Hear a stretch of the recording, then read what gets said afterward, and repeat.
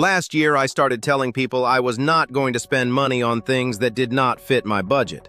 Not apologizing for it, not making excuses, just saying it plainly. And in 30 days of doing that consistently, I saved more than I had in the previous 4 months combined. Not because I discovered some new financial strategy, but because removing the social pressure to spend turned out to be worth more than any spreadsheet I had ever built. If you have ever felt financially drained by situations where you spent money you did not want to spend because saying no felt too awkward, this video is for you. Welcome to Daily Money Mindset. The trend called loud budgeting started gaining traction in younger financial communities as a direct pushback against the quiet shame that usually surrounds money boundaries. The premise is simple. Instead of declining social spending by making excuses, claiming you are busy, pretending you forgot, or vaguely saying you cannot make it, you say directly and without embarrassment that you are not spending on that right now. Not because you are broke, but because it does not fit your current financial priorities. The distinction matters enormously because one is avoidance rooted in shame and the other is a boundary rooted in intention. Let us talk about why the quiet approach costs more than most people realize. When you decline spending through vague excuses rather than honest boundaries, you create a few predictable problems.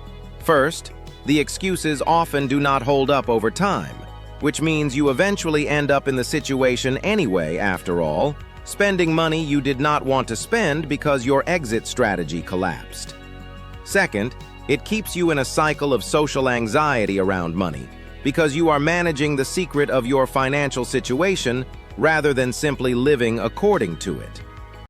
Third, and most expensively, it misses the compounding social effect of loud budgeting, which is that when you normalize talking about money limits openly, the people around you often either respect it immediately or, more commonly, admit they have been feeling the same financial pressure and were also looking for permission to opt out. The mechanics of what actually happened over 30 days of loud budgeting were not dramatic on a day-by-day basis. The savings accumulated through a specific pattern of decisions that would not have happened under the old quiet approach. Dinner invitations that became coffee instead. Group trip conversations where I said directly that the accommodation budget did not work for me and offered an alternative. Rounds of drinks at a bar where I said I was not drinking tonight and ordered water. Birthday gifts where I set a specific dollar ceiling and communicated it openly rather than feeling pressured to spend more. Each of these individual decisions was not large. The aggregate over 30 days was significant. The scripts matter because the actual language people get stuck on is not the concept of saying no. It is what to say without creating awkwardness or requiring a lengthy explanation. Here are the specific phrasings that worked across different social situations. For group outings that exceed your budget. That one is outside my budget right now, but I would love to do something else. What about this instead? Notice this offers an alternative rather than a flat decline, which keeps the social connection intact. For rounds or group dining where everyone splits equally and you ordered less. I am going to pay for what I had tonight. What does that come to? Said matter-of-factly, without apology, this rarely generates the conflict people anticipate. For recurring group expenses like gift pools or event contributions. I am keeping gifts at a certain amount this year across the board. Here is my contribution. Again, stated as a decision rather than an apology. The pattern across all of these scripts is the same. State the boundary as a decision, not a hardship. Do not apologize, do not over-explain, and offer an alternative where one exists naturally. The discomfort you anticipate in these moments is almost always larger than the actual social friction that results, because most people are operating on the same financial pressure you are and are relieved rather than offended when someone else names it first. Let us talk about where loud budgeting gets harder, because there are social contexts where the calculus is genuinely more complicated. Work situations are one. Lunches with colleagues, team happy hours, or client entertainment where opting out carries professional implications. The loud budgeting approach here is more nuanced than in purely social contexts. Selectively declining some events while attending others strategically costs less than attending everything, and prevents the resentment that builds when you consistently spend on obligations that feel mandatory rather than chosen. Family situations are the other genuinely difficult category. Holiday gift exchanges, family vacations, and obligatory celebrations often carry emotional weight that purely financial logic does not fully address. The loud budgeting approach in family contexts works best when introduced proactively rather than reactively, announcing your boundaries at the beginning of a planning process rather than declining at the last minute when expectations have already formed. Proposing a family gift cap at the start of the holiday season, for example, is dramatically less socially costly than declining individual gifts after plans are already made. The savings math from 30 days is worth breaking down concretely because aggregate numbers are more motivating than individual decisions.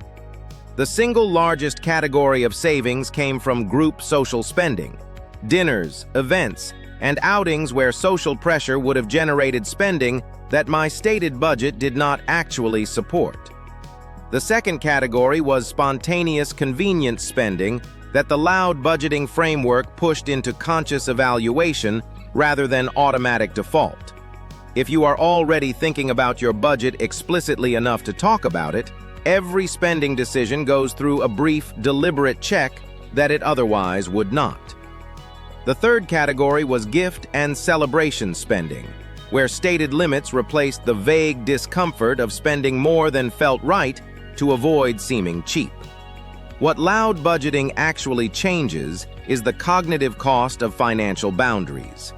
When you keep your budget private, you carry the ongoing mental load of managing excuses, tracking what you told different people, and feeling the low-level shame of treating your financial situation as something to hide. When your financial priorities are stated openly, that mental load disappears entirely, and what replaces it is a surprisingly clean and low-stress relationship with the social spending situations that used to cause the most anxiety. There is a longer-term social dynamic worth mentioning. The first few times you practice loud budgeting in a social circle, you may feel conspicuous. Within a few weeks, something different tends to happen. Other people start doing it too, or start opening up about their own financial limits, or simply stop extending invitations that they know will not fit your situation. The net social effect is not isolation from your friendships. It is financial honesty that tends to make the friendships themselves less expensive and more genuine, because the spending as social glue dynamic fades when money is on the table as a real topic rather than a politely avoided one. The bottom line is that social pressure is one of the most underestimated forces in personal finance, and it is almost never addressed directly in budgeting advice that focuses purely on numbers and categories. Loud budgeting addresses the social layer directly, and the savings that result are not the product of discipline or restriction.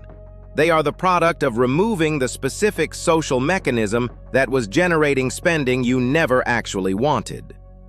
If you want to try this for 30 days, hit the like button and drop a comment below with the word loud. Tell us one situation where you wish you had said no to spending last month.